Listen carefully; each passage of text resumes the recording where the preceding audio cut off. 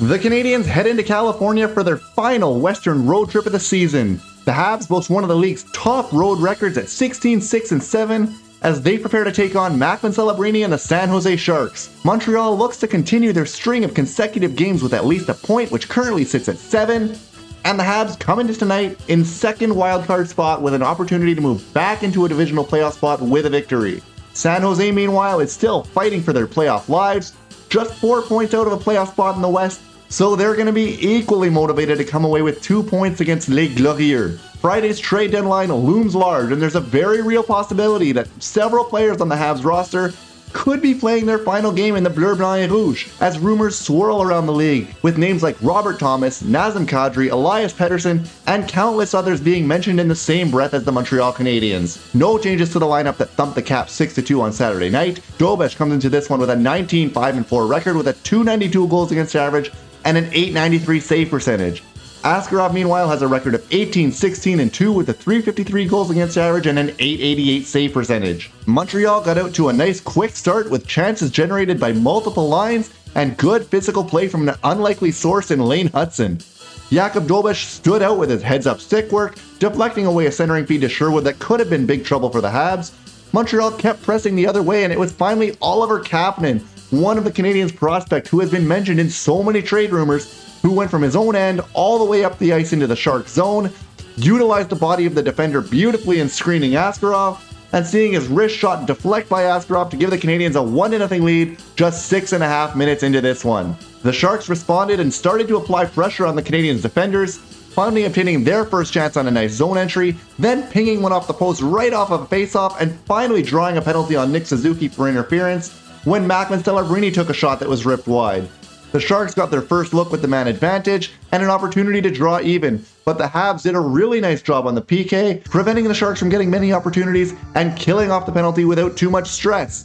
The teams traded looks after the Sharks' man advantage before the Canadiens' first line got caught on a blocked breakout attempt, turned the puck over at their own blue line, and allowed the Sharks in behind the defense with a ton of space.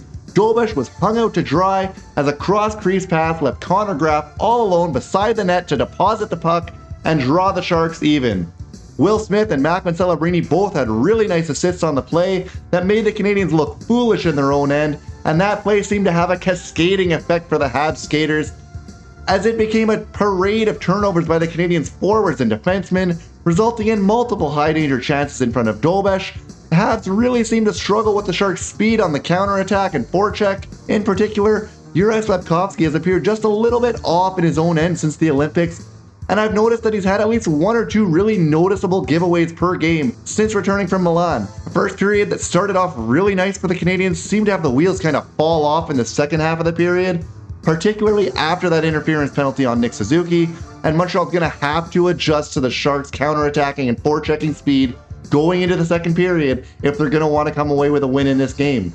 The pace seemed to dip a little bit to start the second period as both teams appeared hesitant, until Lane Hudson drew a tripping penalty on the Sharks' goal scorer Colin Graff, but the Habs' first unit seemed to really struggle with establishing control in the zone, and they were unable to generate a shot. To make matters worse, the Habs somehow forgot about Connor Graff exiting the box. He was left all alone in front of Dobeš, but Dobeš was able to force Graff to make just one extra move, causing him to put his shot wide of the net. The seemingly harmless point shot from Mike Matheson deflected off of the stick of Philip Deneau and in behind Askarov. So the Canadiens, who had appeared to come out totally flat to start the second, managed to take the lead in the game. It wasn't the prettiest start to the period for the Canadiens, but the result was exactly what they wanted, and that goal seemed to open things up for Montreal. Oliver Kapanen had a glorious look on an odd man rush, but Askarov made a spectacular play, sprawling across to rob him with the pad.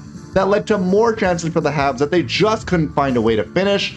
Then Macklin Celebrini got caught hooking Cole Caulfield. It gave the Canadiens their second power play of the period, and this time the first unit looked much better, spending nearly 1 minute and 40 seconds on the ice and unloading numerous shots on net, highlighted in particular by one cross-ice pass from Lane Hudson to Cole Caulfield.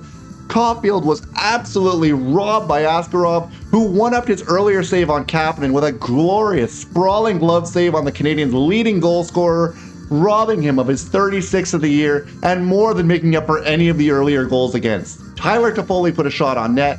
Struble, Carrier, and Deneau all couldn't get a hold of the rebound in front of Dobeš. Dobeš eventually tried poking it forward, but it went right to Michael Misa, who quickly deposited it behind Dobesh and drew the Sharks back even.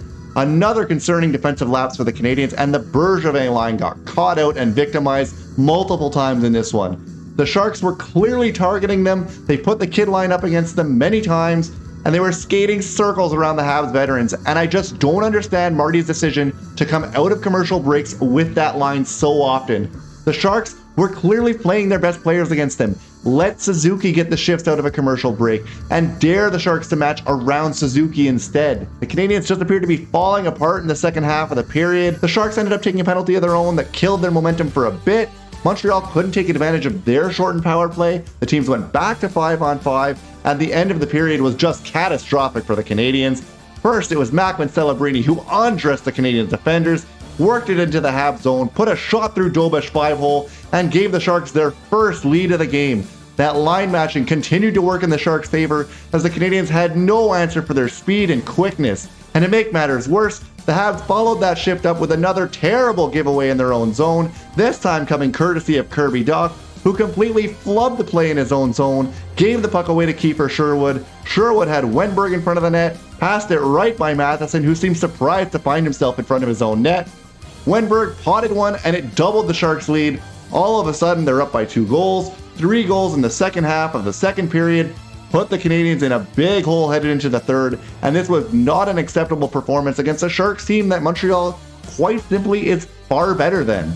Montreal came out in the third period, and I don't even know what to call it. They did nothing offensively early, then a temper tantrum by Josh Anderson and Jaden Struble after a Jakub Dobesh save ended up giving the Sharks a very deserved power play.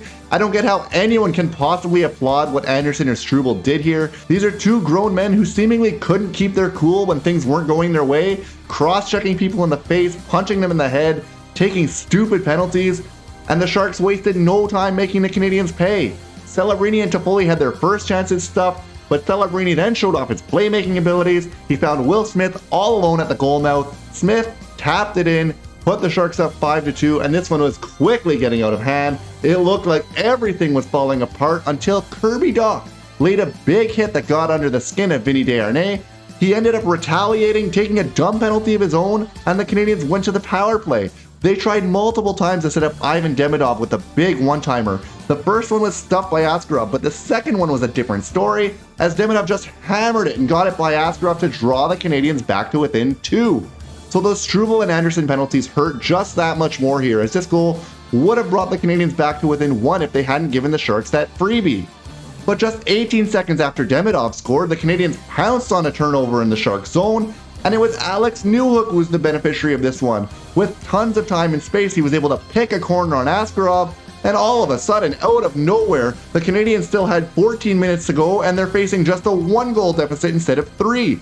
Totally undeserved for the Canadiens as far as I'm concerned, but how are they going to reply to this challenge? Ivan Demidov ended up drawing a tripping penalty. It looked like the stars were aligning for the Canadiens to tie this one up. The first unit went out and did nothing on the power play. They didn't even get a shot.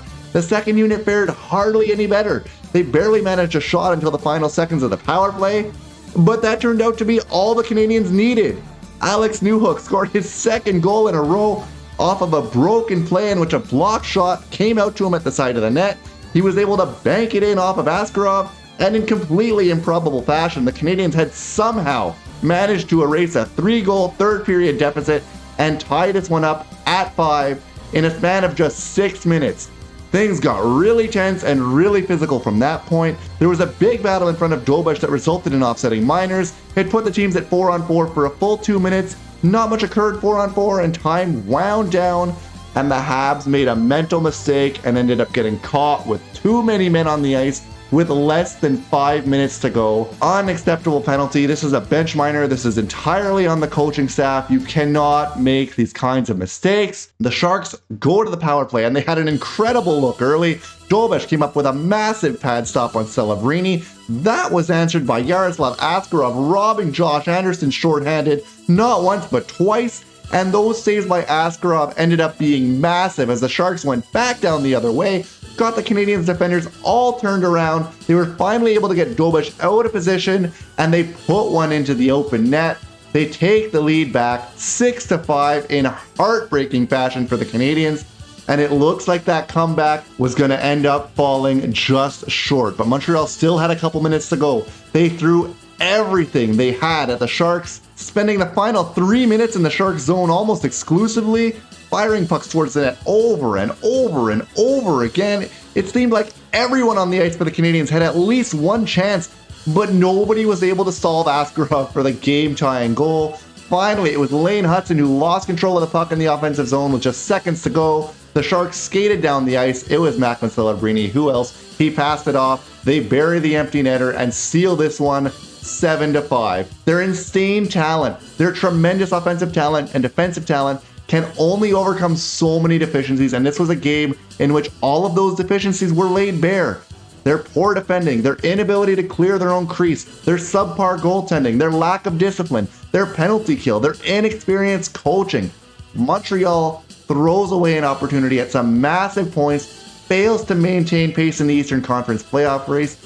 Is this the end of the world? No, definitely not. But it's a concerning loss, especially considering how many breaks the Canadiens caught in this game. Anyway, you guys, that's going to be it for me. Let me know your thoughts in the comment section down below. If you made it to the end of the video, please consider giving us a like and a subscribe. It really helps out the channel. And have a great night, guys.